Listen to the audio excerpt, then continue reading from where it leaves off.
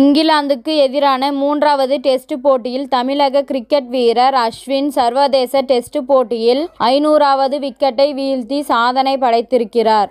இதன் மூலம் அதிவேகமாக 500 விக்கெட்டை வீழ்த்திய இலங்கை வீரர் முரளிதரனுக்கு பிறகு குறைந்த டெஸ்ட் போட்டிகளில் 500 விக்கெட் வீழ்த்திய வீரர் என பெருமைகளை அஸ்வின் படைத்திருக்கிறார்.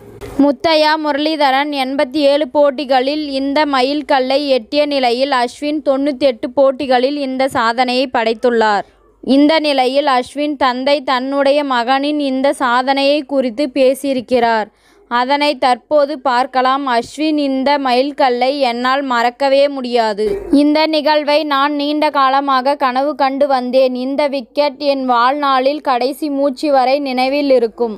எனக்கு தற்போது அஸ்வினை நான் ஸ்கூட்டரில் ஸ்கூலுக்கு மற்றும் கிரிக்கெட் பயிற்சிக்கு அழைத்து சென்ற நாட்கள் தான் நினைவுக்கு வருகின்றது.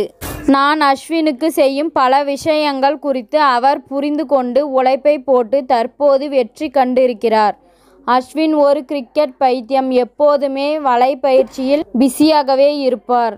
அதே சமயம் நான் அஸ்வின் படிப்பையும் கைவிடக்கூடாது என்ற எண்ணத்தில் இருந்தேன். அஸ்வினுக்காக அவர்கள் நண்பர்களிடமிருந்து பாடக்குறிப்புகளை வாங்கி வந்து கொடுப்பேன்.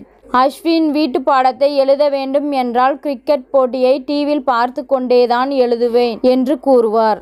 அஸ்வின் தாய் இசையில் விருப்பமுள்ளவர். இதனால் அஸ்வினை சிறு வயதில் இசை பயிற்சிக்கு அனுப்பினோம். ஆனால் அவர் விற்றுப்பா என்ன என்று ஓடி வந்துவிட்டார்.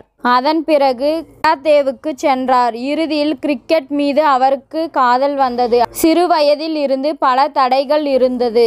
அதையெல்லாம் தன்னுடைய முயற்சியின் மூலம் அவர் மீண்டும் வந்திருக்கிறார். சிறு வயதிலிருந்தே அஸ்வினுக்கு மூச்சு திணறல் பிரச்சனை இருக்கிறது. மேலும் அவருக்கு முட்டியில் சில சிக்கல் இருந்தது. இந்த நிலையில் அஸ்வின் முதலில் வேகப்பந்து வீச்சாளராகத்தான் பயிற்சி எடுத்து வந்தார். அப்போது அஸ்வின் தாயும் எனது மனைவியும் நீ ஏன் 2 ஸ்டெப் மற்றும் நடந்து வந்து சுழற்றுப்பந்தை வீசக்கூடாது என்று கூறினார். அதுதான் அஸ்வின் வாழ்க்கையை மாற்றியிருக்கிறது. அவனின் பயிற்சியாளரும் இவனிடம் நிறைய திறமை இருக்கிறது, வீணடித்து விடாதே என்று அவருக்கு உற்சாகம் கொடுப்பார். அஸ்வின் தன்னுடைய 2வது ரஞ்சி சீசனில் விளையாடும் போது அவருக்கு கையில் எலும்பு முறிவு ஏற்பட்டது. ஆனால் அதிலிருந்து மீண்டு வந்து மெல்ல மெல்ல வளர்ந்து வந்தார்.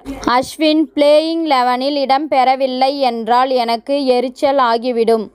ஆனால் அஸ்வின் தான் இதுக்கு ஏன் கவலைப்படுகிறீர்கள் என்று கூறி நானே ஜாலியாதானே இருக்கேன் என்று எங்களை உற்சாகப்படுத்துவார்.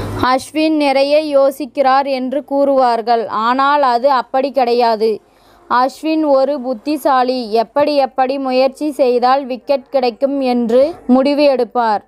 உங்களுடைய இதயம் என்ன சொல்கிறதோ அதை கேளுங்கள். அப்படி இல்லை என்றால் உங்களால் முன்னேற முடியாது என்பது அஸ்வினின் வெற்றி ரகசியம்.